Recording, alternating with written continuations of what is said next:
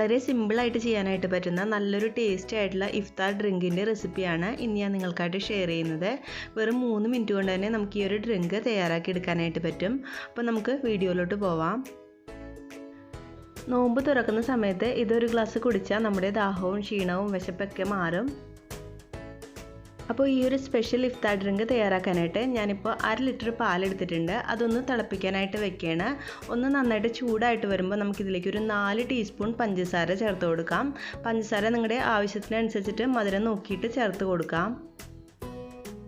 ഈ പാലൊന്ന് തിളച്ച് വരുമ്പോൾ നമുക്കിതിലേക്ക് 2 ടീസ്പൂൺ കസ്റ്റാർഡ് പൗഡർ കുറച്ച് വെള്ളത്തിൽ ഞാൻ ഇതുപോലെ കലക്കി വെച്ചിട്ടുണ്ട്. അത് ഇതിലേക്ക് ആഡ് ചെയ്ത് കൊടുക്കാം. നമ്മളിതിലേക്ക് കസ്റ്റാർഡ് പൗഡർ എടുക്കുമ്പോൾ 2 ടീസ്പൂൺ മാക്സിമം എടുത്താൽ മതി, അല്ലെങ്കിൽ തിക്കായിട്ട് പോകും. ഇപ്പോൾ പാല് നന്നായിട്ടൊന്ന് തിളച്ച് വന്നിട്ടുണ്ട്. ഇനി ഇതിലേക്ക് നമുക്ക് കസ്റ്റാർഡ് പൗഡർ ചേർത്ത് കൊടുക്കാം. കസ്റ്റാർഡ് പൗഡർ കുറച്ച് വെള്ളത്തിൽ കലക്കിയിട്ട് വേണോട്ടോ ഇതുപോലെ ചേർത്ത് കൊടുക്കാം. നേരിട്ട് കസ്റ്റാർഡ് പൗഡർ ഇതിലേക്ക് ആഡ് ചെയ്ത് കഴിഞ്ഞാൽ കട്ടകൾ വരും. നന്നായിട്ടൊന്ന് മിക്സാക്കി കൊടുത്തതിന് ശേഷം നമുക്കിത് ഒരുവിധം തിക്നെസ് ആവുന്നത് വരെ ഇളക്കി കൊടുത്തുകൊണ്ടിരിക്കാം. നമ്മളിതൊരു ഡ്രിങ്ക് ആയിട്ടാണ് കുടിക്കുന്നത്, അപ്പോൾ ഒരുപാട് തിക്നെസ് വേണ്ട, വലിച്ചു കുടിക്കാൻ പരുവത്തിലുള്ളൊരു തിക്നെസ് മതി.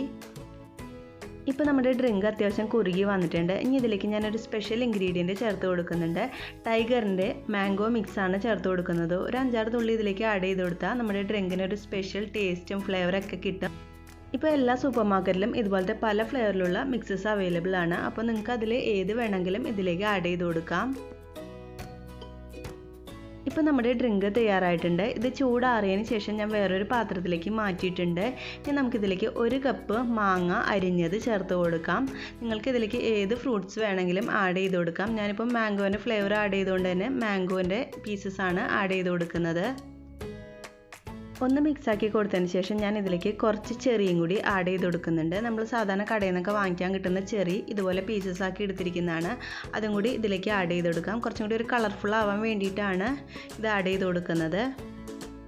ഇനി ഇതിലേക്ക് കുറച്ച് ബദാമും കാഷ്നട്ടും കൂടി ഇതുപോലെ അരിഞ്ഞതും കൂടി ചേർത്ത് കൊടുക്കുന്നുണ്ട്. ഇതൊക്കെ ഓപ്ഷണലാണ്, നിങ്ങൾക്ക് വേണമെന്നുണ്ടെങ്കിൽ മാത്രം ആഡ് ചെയ്ത് കൊടുത്താൽ മതി.